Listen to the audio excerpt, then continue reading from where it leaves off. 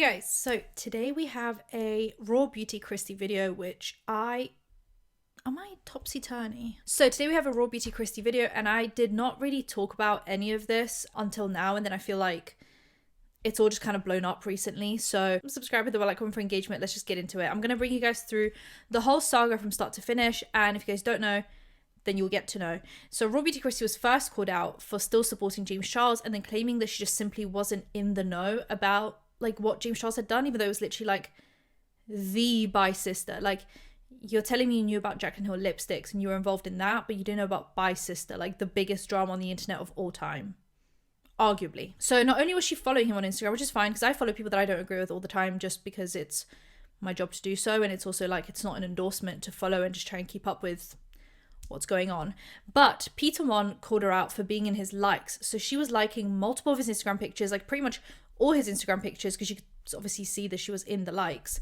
So in this video, it's called I Am So Done and Disappointed with Raw Beauty Kristi, and so are some of her fans. She's blocking. This was 2 years ago. So obviously Peter Monn is like the main one and the first one that calls out that she's still in James Charles's likes for who knows, God knows what reason, basically. Peter Monn and Raw Beauty Kristi then have a phone call that she asks him to have, you know, because she wants to make it up to him.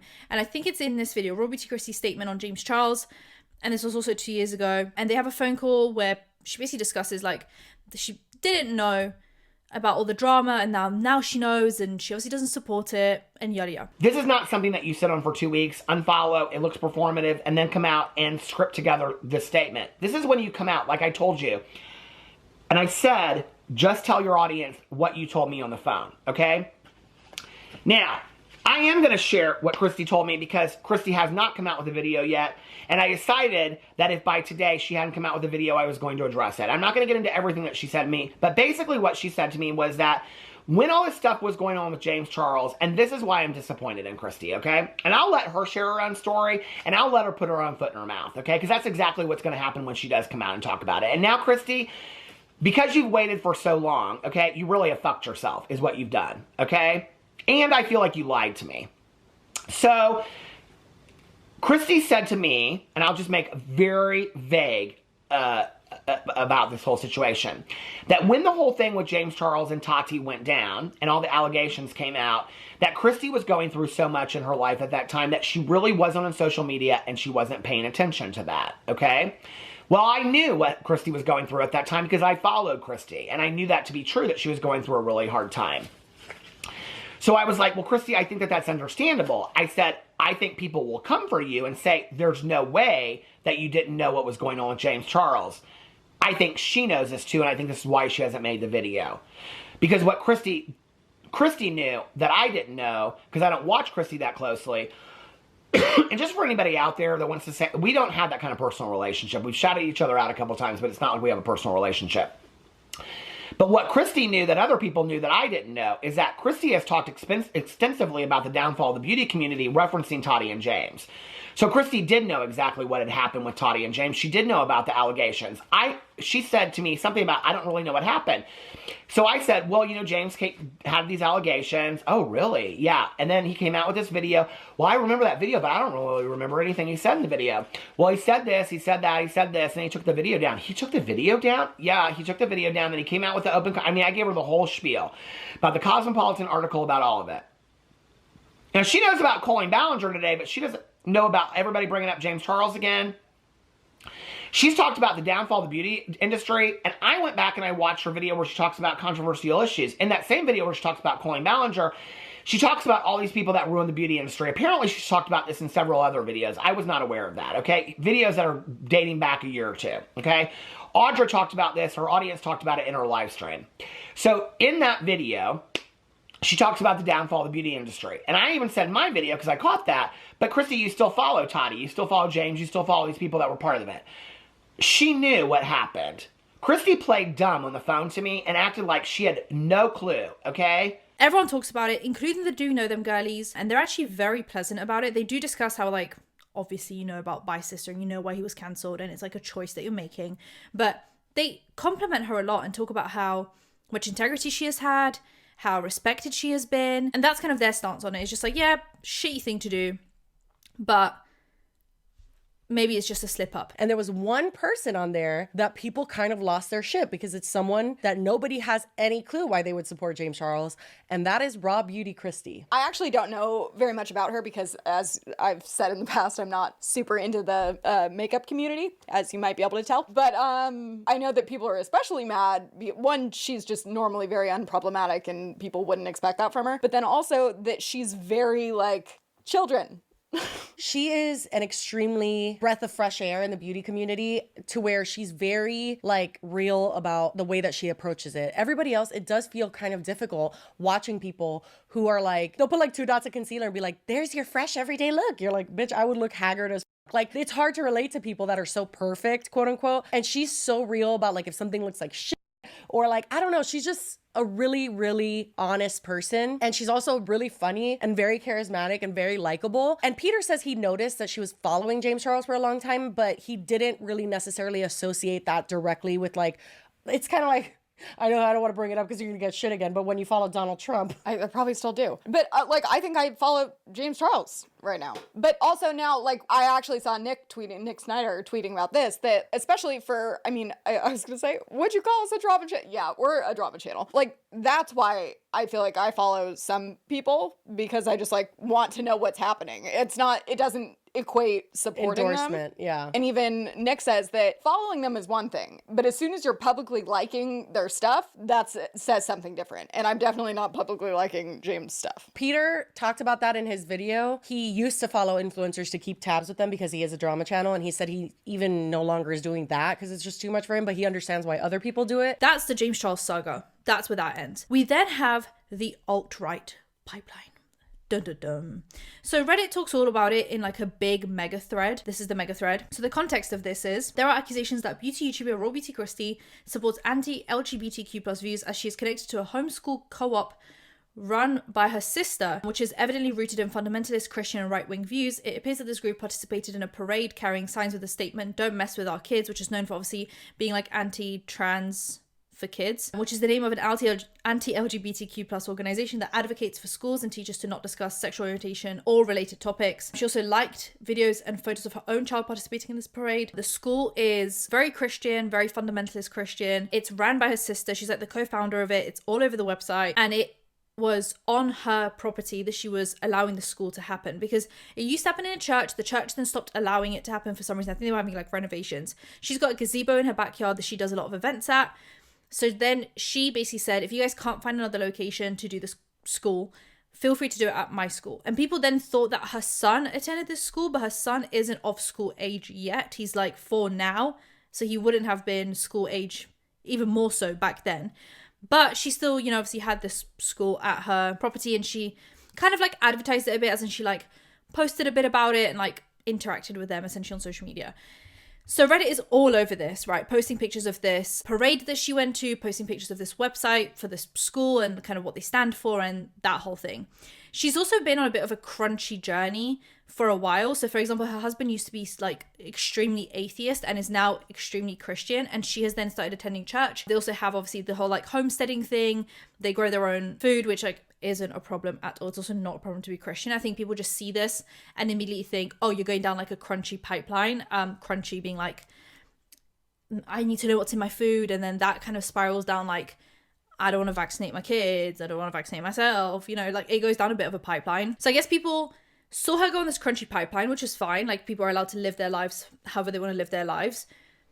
And then people also saw this like Christian fundamentalist school that was on her property. Her sister was running it. And then I guess her being on this parade where conveniently someone's doing the "Don't Stop the Kids" thing. And I think it all just became a bit of a culmination. She just doesn't speak about it for essentially a whole year. She does not address it. She just keeps on posting content and people are just constantly bringing it up, but she's not speaking about it. She then finally, a year later, responds in this video called "Finally Addressing the Rumors," where she discusses that a journalist is about to write an article about the like makeup guru to crunchy to alt-right pipeline that happens a lot with female content creators, and that she'll be talking about her, and basically just asked if she had a statement to make about this whole thing. Hello, I'm a reporter working on a piece about conservative social media content aimed at women and girls. I am focusing on how various beauty YouTube influencers have become associated with what some people would call alt-right pipelines, content that falls into to an algorithmic pathway that can lead to more extreme conservative views. Kristi is mentioned as one example of a beauty guru who has been scrutinized for posting so-called crunchy content about things like homeschooling and homesteading, two genres that extremism researchers have identified as potential entry points to alt-right pipelines. It also notes that online sleuths linked an anti-public school, religious, fundamentalist mission statement to the homeschooling co-op Kristi shared content about. Please let me know if you have any questions. I have so many questions. Do you understand that the world does not revolve around you and you do whatever it takes, ruin as many people's lives as you can, just so long as you can make a name for yourself as an investigatory journalist, no matter how many friends you lose or people you leave dead and bloody and dying along the way, just so long as you can make a name for yourself as an investigatory journalist, no matter how many friends you lose or people you leave dead and bloody and dying along the way. So now she's doing this video, and she's also saying that she's doing this video now because the school isn't on her property anymore, so she feels like she's now like not entangling other people in her drama. The main reason I didn't respond is because without my response, you guys were being psychotic. Maybe not you watching this, but maybe you watching this. I don't know. All I know is that the families of the homeschool co-op, who have no idea that I'm a social media influencer, who had no idea that they were coming to the home of a YouTuber who was going to get canceled for being anti-LGBTQ, they were being harassed by you. Their families being contacted by you. Fake homeschool applications being submitted by you. Signing up my sister and some of the other homeschool moms for gender reassignment surgery and having them getting phone calls. Doxing. Reaching out to family members and people that used to know me. The reason I maybe didn't respond until now was because the school is not a thing anymore. And finally, I don't have to really worry about the families being harassed by you anymore. She then discusses how she's not alt-right, she's not anti-LGBT, she's pro-LGBT. Then she kind of shades a lot of people that talked about it and didn't give her the benefit of the doubt. Would it not have just been easier to address this a year ago and literally just say, I'm not anti-LGBT? Instead of waiting a whole year, letting all of this build up to then do this video that now makes you sound defensive, even though she's saying that the justification of her not filming this video, on top of like, she don't want to entangle the people at the school and blah, blah, it's also because she feels like doesn't matter what she says, it's a problem, which I agree with that in some respects. Like when people get cancelled and they speak out on things, typically people will say, oh, you're only saying sorry because you're being cancelled. And I don't think that's very productive at all. But I also think waiting a year makes you now sound defensive. Like it was true and now it's, do you know what I mean? Like it just makes you sound a little bit defensive. A homeschool co-op is basically when a bunch of parents get together and homeschool their kids together. There isn't like a set teacher. There isn't a set type of person that goes to a homeschool co-op. It's just people that want to homeschool their kids, but they don't want to do it alone in their home. So they go to a place and they do it together. Sometimes there's like Montessori ones. Sometimes there's Waldorf school ones. Sometimes there's just Christian homeschool co-ops. Atheist homeschool, it doesn't matter. It's a little mishmash. That's what a homeschool co-op is. Just setting the stage so you understand what's about to come up. My sister was working with this little homeschool co-op and they were running it out of their little church. And the church had to move buildings. So the little homeschool co-op had nowhere to have their schooling because the church was no longer going to be open while they were switching buildings. They had nowhere to go. And my niece was part of the homeschool co-op. And so I was like, well, if you guys can't find a place, if you don't find anywhere that's free, you guys are welcome to use my gazebo. I have a gazebo outside. We've done harvest parties in it. I've had a wedding in it. We do stuff in it all the time. Like it's the place where we host events. They needed a place that was free. Nowhere else was free. So they came to my gazebo and we made it out of like a little forest school. Multiple podcasts. I mean, it was everywhere. People writing articles about me. People on TikTok calling me a Proud Boy Hitler youth leader. That was a new one. And all I did actually was allow kids to not have a place to have their school and walk in a parade where an autonomous human being held a sign in front of me that I'm now being attributed to. I didn't see the sign. I didn't know about the sign.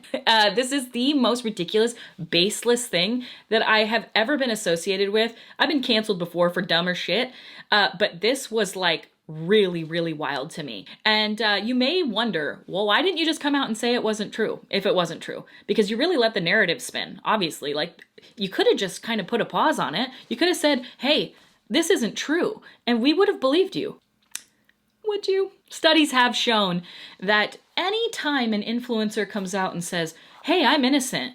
You guys definitely give them the benefit of the doubt. You really do. You give them the benefit of the doubt. You give them a lot of grace and understanding. That's usually what happens during cancellations. No, what actually happens is that you eviscerate them and say, you're just trying to save face. I ain't dumb. Okay, I know how this whole thing works. She then weirdly calls out the Do We Know Them girlies in a comment, which was then posted on the Do We Know Them subreddit. So someone said, what podcast spoke about it? And she said, Do We Know Them is the one that I can think of. But they never spoke about it. So that's why I brought up the James Charles situation, because they only spoke about the James Charles saga and then it ended. And then the alt-right pipeline started, allegedly. They never spoke about it. So for her to call them out by name is ridiculous, because they literally never spoke about it. So then they post a video about it. It's called We Got Called Out by Raw Beauty Kristi, which was a day ago. And they basically discuss how, yes, they spoke about the James Charles situation when it first happened. And their researcher even put it on the list of like, do you guys want to talk about this alt-right pipeline? And they always said, until she responds, we don't really see the point of talking about it, because it feels like an incomplete story, which is mainly why I never spoke about it, because it felt incomplete. And that she then calls them out when they never spoke about it. Which again, none of this matters to me because we never covered this. Like literally, our researcher texted me this morning and said, you guys should mention how on multiple Google Docs I had as a listed topic suggestion, because she gives us like a small list before each episode to choose from. And we'll choose that if we didn't already see something we want to cover. And she had put Raw Beauty Kristi alt-right pipeline like multiple times, and we didn't choose it. And she's like, you should tell them that. Well, and that's why I thought it was so weird that she named us, because basically this entire video, we'll get back to the video and what she says in a minute. She doesn't name us in it. No, okay. But she says throughout the video, she goes over and over about like all drama channels covered this. All of the podcasts, all of the commentary channels, everyone has covered this. And I was like, except us, because we didn't cover it. And the reason why we're even saying that we didn't cover it is because in her live chat, so basically I think she must have premiered the video for it to have a live chat. And she was in the comments during this premiere live chat situation. And somebody asked what podcasts spoke about it, because in the video she repetitively says all of them did. But no. I guess not all of them did, because the first one that came to mind was her saying, Do We Know Them is the one that I could think of. Yeah. And I'm like, literally, I was like, what? So all of them covered it, but you're saying we did, but we didn't. We literally only covered your public, verifiable support for James Charles and questioned why you would do that as someone who has not only covered drama on your own channel, she would like talk about it and stuff. Like she's not offline. Okay. That was your point during the James Charles thing, because she apparently to Peter had like denied even knowing that what really happened with James Charles, and you were like, I find that kind of hard to believe, because like but that's all like we covered. We did not at all touch her alt-right pipeline, homesteading, homeschooling, anything about her kids. We didn't talk about that on this channel, which I found so strange. And they also did discuss how the whole video just feels very defensive, even though she's literally saying, I never spoke about it because you guys would say I'm being defensive. But actually waiting this long is what makes it sound really defensive. And at the same time, if you have these alt-right opinions, I'm saying if, then just say that. And then people will either support you or they won't, because they'll either have the same opinions as you or they won't. But if you don't have these alt-right opinions, then say, I don't have these alt-right opinions. And then people will either believe you or they won't, and they'll either support you or they don't. I just don't see the point of doing this weird behind the shadows thing. Like, you either are or you're not. People either believe you or they don't, and they either support you or they don't. And let's just keep things very black and white, because then it stops this muddling. Because now I personally don't even know what to believe, and I don't even watch Raw Beauty Kristi, but I'm like, well, why did you wait a year to talk about it? And if those are your real opinions, now you're doing this weird muddling thing where you're like, I absolutely would never support these organizations, but at the same time you let people think that for a year. So I'm just not quite sure what the point of all of that was. But anyway, you guys let me know what you think. That's the TLDR of everything that's happened over the last year. Subscribe, hit the bell icon for engagement. I'll see you guys in my next one. Bye guys.